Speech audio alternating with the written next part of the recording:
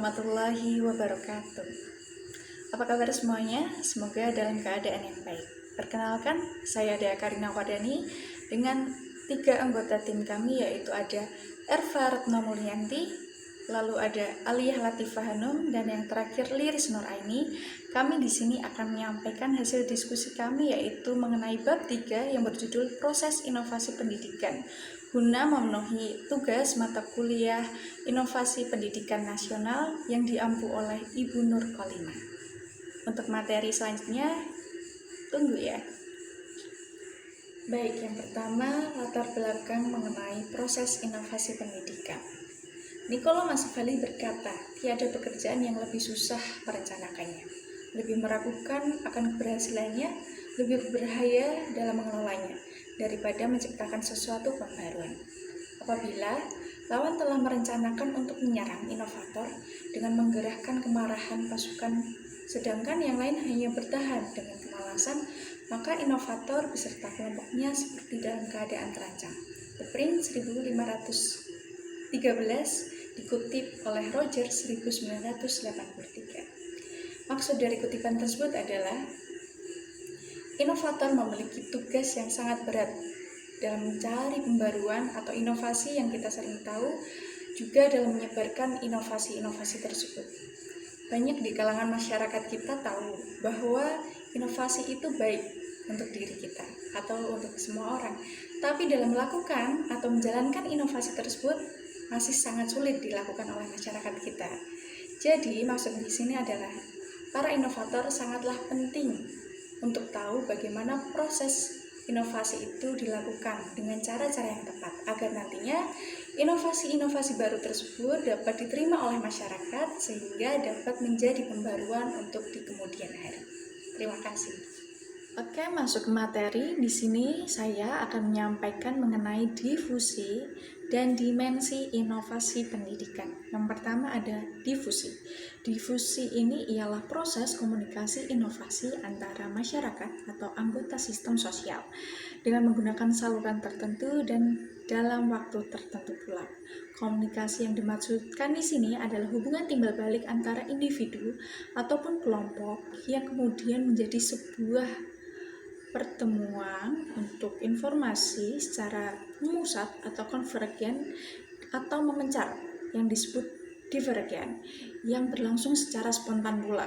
Hal-hal yang disampaikan difusi ini adalah hal-hal yang baru. Difusi dapat dikatakan sebagai suatu proses untuk mengkomunikasikan suatu inovasi melalui saluran tertentu dan dalam jangka waktu tertentu kepada orang-orang sistem sosial. Selanjutnya, Rogers 1983 membedakan antara sistem difusi sentralisasi dengan difusi desentralisasi. Apa perbedaannya? Difusi sentralisasi ini ialah suatu penentuan yang dilakukan oleh sekelompok orang tertentu atau pemimpin agen pembaru, baik dari waktu dimulainya difusi inovasi, saluran yang digunakan, siapa yang dinilai hasilnya, dan sebagainya. Lalu selanjutnya difusi desentralisasi. Ini adalah suatu penentuan yang dilakukan oleh klien atau yang disebut sebagai warga masyarakat, bekerja sama dengan orang-orang yang sudah menerima inovasi sebelumnya. Warga masyarakat ini menjadi yang bertanggung jawab atas difusi yang terjadi. Terima kasih. Selanjutnya akan saya jelaskan dengan saya Liris Nur Aini dengan NIM 1911112440023. Yang kedua adalah elemen difusi inovasi.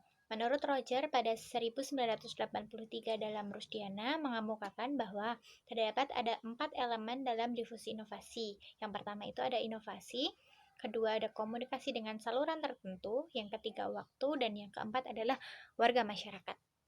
Kemudian yang ketiga ada diseminasi inovasi. Diseminasi adalah proses penyebaran inovasi yang direncanakan, diarahkan, dan dikelola. Apabila difusi terjadi secara spontan, maka diseminasi terjadi setelah adanya perencanaan.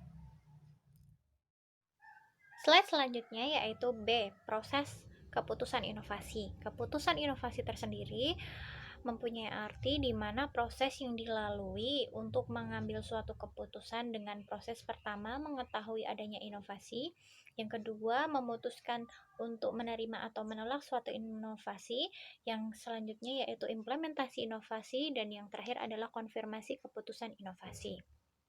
2. Proses keputusan inovasi sendiri menurut Ibrahim pada 1988 mengemukakan bahwa proses keputusan inovasi adalah proses yang dilalui atau dialami oleh individu atau suatu unit pengambil keputusan untuk mengimplementasikan atau mengkonfirmasi keputusan inovasi terhadap bidang pendidikan yang diambil. Menurut Roger, pada tahun 1983 mengemukakan bahwa proses keputusan inovasi tersendiri mempunyai 5 tahap. Yang pertama, tahap pengetahuan atau knowledge, di mana pada tahap ini seseorang itu menyadari adanya inovasi dan ingin mengetahui fungsi dari inovasi tersebut. Artinya, seseorang itu bukan hanya memahami untuk mengetahui inovasi tersebut, tetapi menyadari atau membuka diri terhadap inovasi tentu dilakukan secara aktif, bukan secara pasif. Dan seseorang yang menyadari perlunya mengetahui inovasi tentu berdasarkan pengampatannya tentang inovasi itu sesuai dengan kebutuhan, minat, dan kepercayaannya. Jadi, apabila suatu informasi yang dirasa dibutuhkan, maka inovasi juga dibutuhkan. Proses yang kedua yaitu tahap bujukan atau persuasion, di mana pada tahapan ini seseorang itu membentuk sikap menyenangi atau tidak menyenangi terhadap suatu inovasi. Jika pada tahap pengetahuan proses kegiatan mental yang utama adalah pada bidang kognitif, tapi pada tahap persuasi ini kegiatan mental yang berperan utama adalah afektif atau perasaan, di mana seseorang tidak dapat menyenangi suatu inovasi sebelum mereka mengetahui terlebih dulu tentang inovasi tersebut, di mana dalam tahap persuasi ini lebih banyak keaktifan mental yang memegang peran. Seseorang akan berusaha mengetahui lebih banyak tentang inovasi dan menafsirkan informasi yang diterimanya. Pada tahap ini juga berlangsung seleksi informasi yang disesuaikan dengan kondisi dan sifatnya yang pribadi. Tahap yang ketiga yaitu tahap keputusan atau decision. Pada tahap ini berlangsung jika mengarah untuk menetapkan, menerima, atau menolak suatu inovasi. Menerima inovasi berarti sepenuhnya akan menerapkan inovasi tersebut. Apabila menolak suatu inovasi berarti tidak akan menerapkan inovasi tersebut. Tahapan yang keempat yaitu tahapan implementasi atau implementation, yaitu tahapan ini dimulai dari proses keputusan inovasi sampai menerapkannya. Dalam tahap implementasi ini berlangsung keaktifan baik mental maupun perbuatan. Bila menerima inovasi tersebut akan dibuktikan lewat praktik, dan apabila implementasi sendiri mengikuti hasil keputusan. Bisa juga inovasi tetapi tidak diimplementasikan karena fasilitas untuk implementasi tidak ada. Tahapan yang kelima yaitu tahapan konfirmasi atau confirmation, di mana pada tahapan ini seseorang itu mencari penguatan terhadap keputusan yang dia telah ambil dan dapat menarik kembali keputusannya jika memperoleh informasi yang bertentangan dengan informasi semula. Tahap ini berlangsung secara tidak terbatas waktu dan bisa terjadi disonansi atau keadaan dalam dirinya menjadi tidak selaras dan tidak sesuai, maka akibatnya dapat mempengaruhi konfirmasi dari suatu inovasi. Yang ketiga yaitu adanya tipe-tipe keputusan inovasi. Inovasi sendiri dapat diterima atau ditolak oleh seseorang atau individu sebagai anggota sistem sosial atau oleh keseluruhan anggota sistem sosial yang menentukan untuk menerima inovasi berdasarkan keputusan bersama atau berdasarkan paksaan.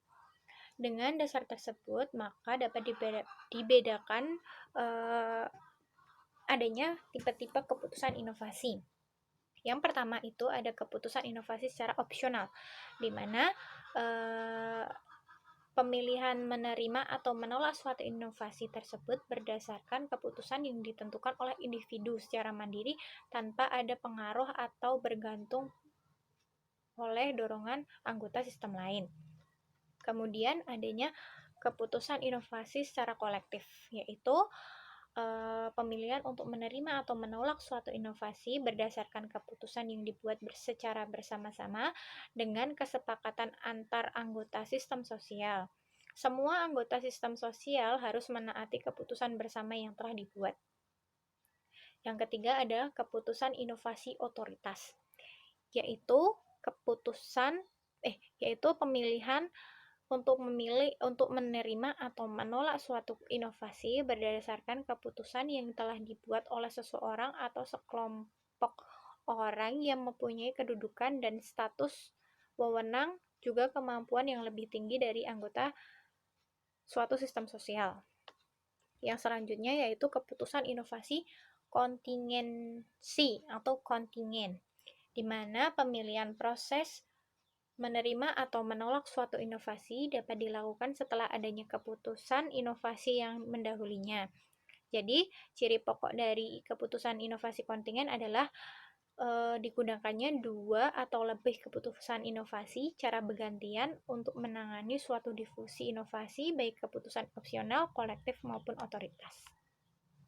Selanjutnya, saya Alia Latifah Hanum akan menjelaskan terkait dengan model proses inovasi pendidikan, di mana dalam model ini para ahli mencoba untuk mengidentifikasi proses yang berlangsung, kegiatan yang berlangsung, serta perubahan yang terjadi selama adanya proses inovasi yang terjadi. Nah, hasilnya ada dua orientasi. Yang pertama yaitu model proses inovasi yang berorientasi pada organisasi. Yang kedua adalah model proses inovasi yang berorientasi pada individual, di mana di masing-masing kategori ini itu terdapat 4 ahli.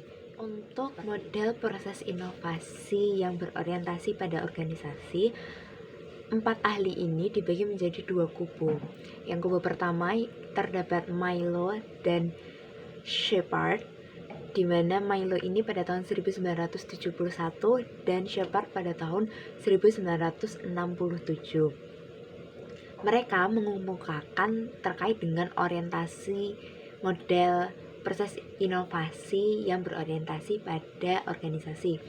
Yang pertama ada konseptualisasi, lalu yang kedua tentatif adopsi, yang ketiga penerimaan sumber, yang keempat implementasi, yang kelima adalah institusionalisasi, yang keenam penemuan ide, yang ketujuh adopsi, dan yang kedelapan ada implementasi kembali. Lalu selanjutnya itu ada Hooke dan Aiken pada tahun 1970 dan Wilson pada tahun 1966.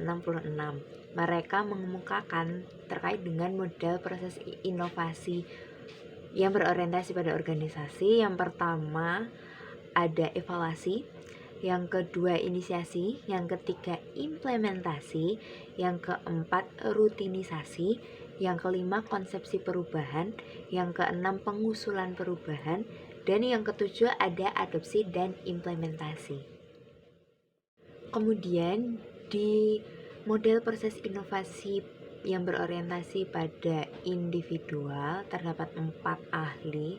Untuk yang pertama yaitu dikemukakan oleh Levitz and Steiner pada tahun 1961, di mana mereka mengemukakan bahwa model proses inovasi itu terdiri dari menyadari, kemudian mengetahui, lalu menyukai, memilih, dan juga mempercayai dan memberi.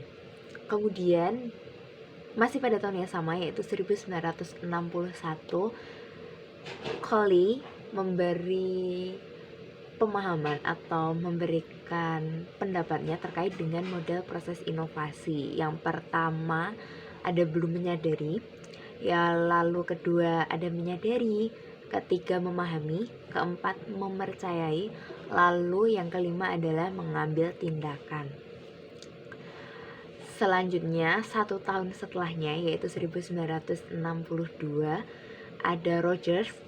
Beliau mengemukakan bahwa ada 4 tahapan atau 4 model, di mana yang pertama menyadari, yang kedua menaruh perhatian, lalu yang ketiga adalah mencoba, yang keempat yaitu menerima atau adoption. Lalu pada tahun 1971, 9 tahun setelahnya, itu ada Robertson. Beliau memberikan pandangan atau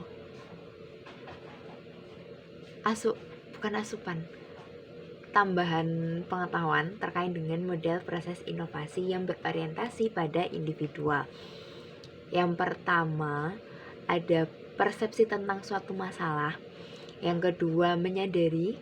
Ketiga, memahami. Keempat, menyikapi. Kelima adalah mengesankan. Yang keenam, mencoba. Yang ketujuh, menerima. Dan yang terakhir adalah disonansi. Nah, jika kita ambil sebuah garis besar, model proses inovasi ini sebenarnya memiliki kesamaan, terutama di bagian model proses inovasi yang berorientasi pada individual, di mana di setiap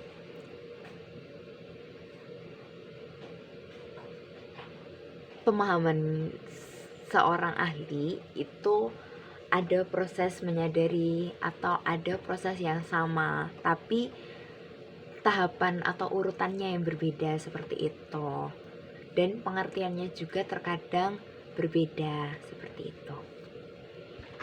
Selanjutnya saya akan menyampaikan atau memaparkan terkait dengan faktor-faktor yang mempengaruhi dan juga menghambat proses terjadinya inovasi pendidikan.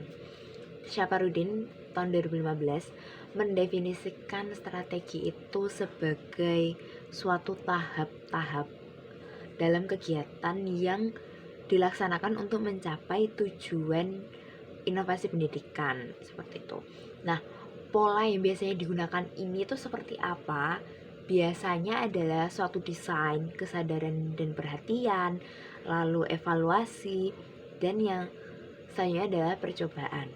Nah, beberapa strategi pendidikan itu ada 4. Yang pertama yaitu strategi fasilitatif, yang kedua yaitu strategi pendidikan, lalu atau yang biasa disebut dengan re-educative strategies. Lalu yang ketiga yaitu strategi bujukan, persuasive strategies, dan yang keempat yaitu strategi paksaan atau power strategies. Berbicara tentang strategi fasilitatif, itu berkaitan dengan penyediaan fasilitas dengan maksud agar program inovasi pendidikan yang kita rancang atau program perubahan sosial yang terjadi atau direncanakan itu dapat berjalan dengan lancar dan mudah. Nah, hal-hal yang perlu kita perhatikan dalam strategi fasilitatif ini ada yang pertama itu apabila strategi ini dilaksanakan dengan disertai program yang menimbulkan kesadaran pada klien atau dalam hal ini warga masyarakat seperti itu atas tersedianya fasilitas atau tenaga bantuan yang diperlukan. Yang diperlukan di sini adalah yang diperlukan selama proses inovasi atau proses perubahan berlangsung. Lalu yang kedua ada strategi fasilitatif ini tepat digunakan sebagai kompensasi motivasi yang rendah terhadap usaha perubahan sosial. Kemudian yang ketiga adalah menyediakan berbagai macam fasilitas yang sangat bermanfaat bagi usaha perbaikan sosial, sehingga apabila warga masyarakat atau klien meminta berbagai macam kebutuhan untuk memenuhi tuntutan perubahan sesuai yang diharapkan, itu ada seperti itu. Kemudian ada dengan cara menciptakan peran yang baru dalam masyarakat. Jika ternyata peran yang sudah ada di masyarakat itu tidak sesuai seperti itu dengan penggunaan sumber atau fasilitas yang diperlukan. Lalu yang kelima ada menyediakan berbagai fasilitas yang lebih lancar pelaksanaannya. Lalu menyediakan dana tenaga yang sangat diperlukan jika klien atau warga masyarakat tidak dapat melanjutkan perubahan sosial karena kekurangan sumber dana dan tenaga. Lalu strategi fasilitatif ini kurang efektif jika digunakan pada kondisi sasaran perubahan yang sangat kurang menantang.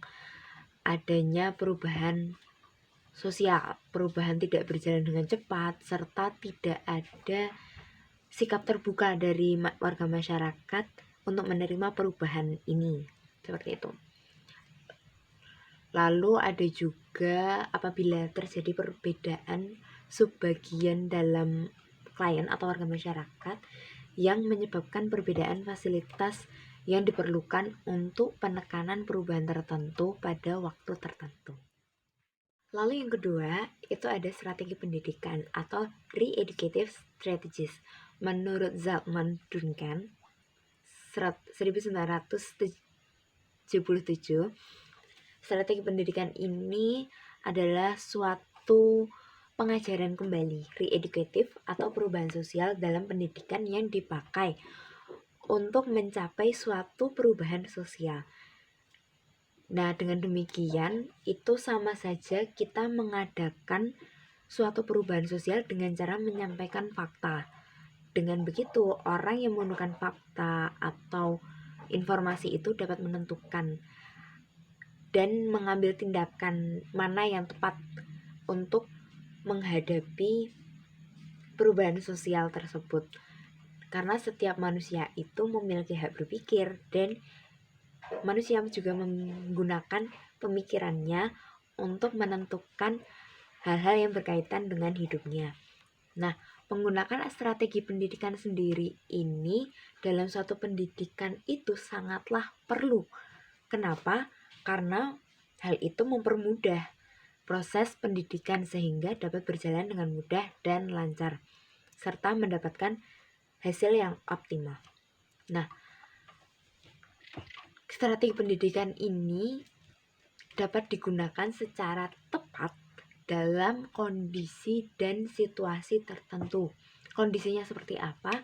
Yang pertama, apabila perubahan sosial yang diinginkan tidak harus terjadi dalam waktu yang singkat, atau perubahan sosial ini tidak harus segera dilakukan. Itu strategi pendidikan bisa dilakukan. Lalu yang kedua adalah apabila sasaran perubahan atau klien atau warga masyarakat yang dituju belum memiliki keterampilan atau pengetahuan tertentu yang diperlukan untuk melaksanakan program perubahan sosial. Yang ketiga, apabila menurut perkiraan akan terjadi penolakan yang kuat dari klien terhadap perubahan sosial yang diharapkan. Lalu yang keempat, apabila dikehendaki perubahan yang sifatnya mendasar dari tingkah laku yang sudah ada ke tingkah laku yang baru. Lalu yang kelima adalah apabila alasan atau latar belakang perubahan itu sudah diketahui dan dimengerti atas dasar sudut pandang warga masyarakat sendiri atau klien sendiri, serta diperlukan adanya kontrol dari klien atau warga masyarakat itu sendiri. Yang ketiga, yaitu strategi bujukan atau persuasive strategies, di mana strategi ini tentu saja dilakukan dengan cara membujuk para klien atau sasaran perubahan agar mau mengikuti perubahan sosial yang terjadi. Nah, biasanya ini itu ada di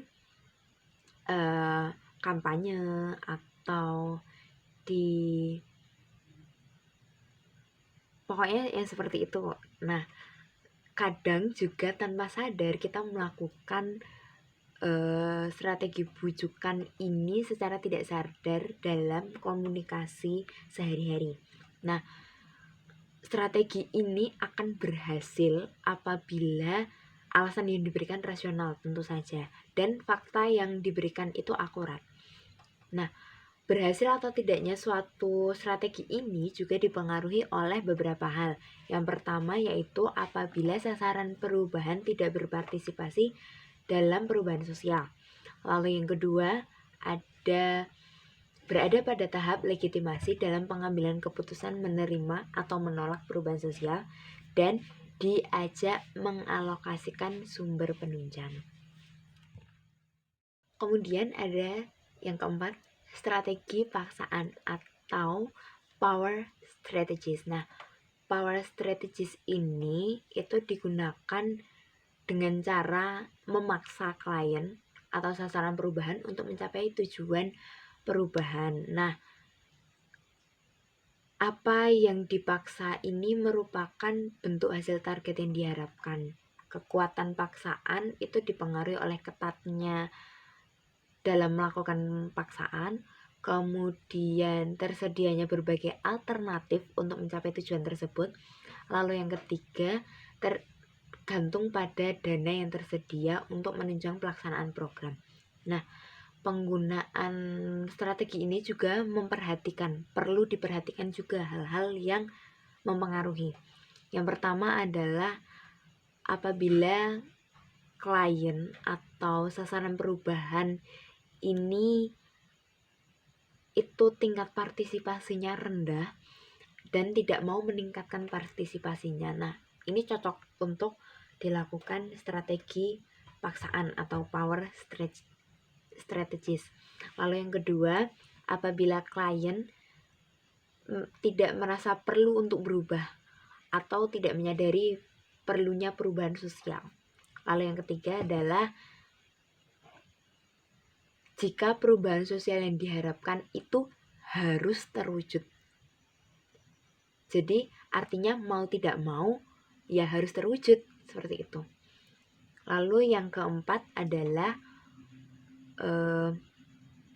untuk menghadapi usaha penolakan terhadap perubahan sosial. Apabila dalam suatu warga masyarakat itu terjadi usaha penolakan, itu perlu diantisipasi dengan adanya power strategies atau strategi paksaan. Kemudian dapat juga strategi ini dilakukan apabila warga masyarakat ini susah untuk mau menerima perubahan sosial yang sedang terjadi. Nah, strategi ini itu tidak efektif apabila tidak ada sarana untuk menunjang pengusahaan perubahan. Seperti itu. Jadi apabila fasilitas yang digunakan untuk menunjang strategi paksaan ini kurang, nah strategi paksaan ini tidak cocok untuk digunakan. Selanjutnya, dalam suatu proses inovasi yang dilakukan atau direncanakan itu pasti ada yang menghambat. Nah, di sini kami mengemukakan ada 6 faktor yang menghambat adanya keberhasilan inovasi pendidikan. Yang pertama yaitu perkiraan yang tidak tepat. Nah, di sini maksudnya adalah kurang tepatnya dalam merencanakan yang dilakukan dalam proses inovasi sehingga pertimbangan dalam implementasinya pun tidak tepat. Yang kedua adalah adanya konflik dan motivasi yang kurang sehat, di mana hambatan ini muncul karena adanya masalah pribadi. Misalnya terjadi pertentangan antar anggota pelaksana dalam inovasi, kemudian motivasi dalam bekerja yang kurang, dan berbagai sifat pribadi yang mengganggu kelancaran dalam berinovasi. Lalu yang ketiga, itu ada faktor penunjang yang lemah, sehingga inovasi yang dihasilkan tidak berkembang, di mana hal ini berkaitan dengan rendahnya penghasilan, tidak mengetahui adanya sumber alam, iklim yang tidak menunjang, kemudian jarak yang terlalu jauh, lalu kurangnya informasi dan komunikasi, serta kurangnya perhatian dari pemerintah. D. Keuangan yang tidak terpenuhi. Keuangan yang tidak terpenuhi dapat disebabkan karena adanya bantuan finansial dari daerah yang tidak memadai. Selain itu, juga adanya penundaan dalam penyampaian dana, terjadinya inflasi yang menyebabkan ekonomi yang tidak stabil, serta adanya prioritas ekonomi nasional lebih banyak di bidang yang lain di luar bidang pendidikan. Selanjutnya, penolakan dari kelompok tertentu dalam berinovasi, di mana yang menjadi faktornya yaitu kelompok yang memiliki wewenang dalam masyarakat tradisional untuk menentang adanya inovasi tersebut. Jadi, kelompok tersebut memiliki kewenangan dan memiliki posisi yang cukup penting dan cukup berpengaruh dalam masyarakat tersebut. Selain itu, adanya pertentangan ideologi dalam inovasi. Faktor lain juga dapat disebabkan karena lambatnya pelaksanaan proyek inovasi, serta adanya keberatan terhadap inovasi karena menganggap adanya kepentingan dalam suatu kelompok. Yang terakhir, kurang adanya hubungan antara sosial dan publikasi. Hal ini dapat terjadi di antaranya karena adanya masalah dalam hubungan sosial antara yang satu dengan yang lain, adanya ketidakharmonisan dan hubungan yang kurang baik antar anggota dalam berinovasi, serta kurang adanya suasana yang dapat menimbulkan terjadinya pertengkaran pikiran. Jadi, kurang adanya hubungan yang baik antar suatu individu dengan individu lain maupun dengan kelompok lain dalam kegiatan inovasi. Kesimpulan, pemahaman mengenai proses inovasi pendidikan berorientasi pada individu tersebut, yang merupakan suatu dasar untuk memahami proses inovasi dalam suatu organisasi itu sendiri. Melalui pemahaman proses difusi inovasi dalam berorganisasi akan mempermudah memahami proses difusi pendidikan, mengingat komponen-komponen pelaksanaan pendidikan merupakan suatu organisasi.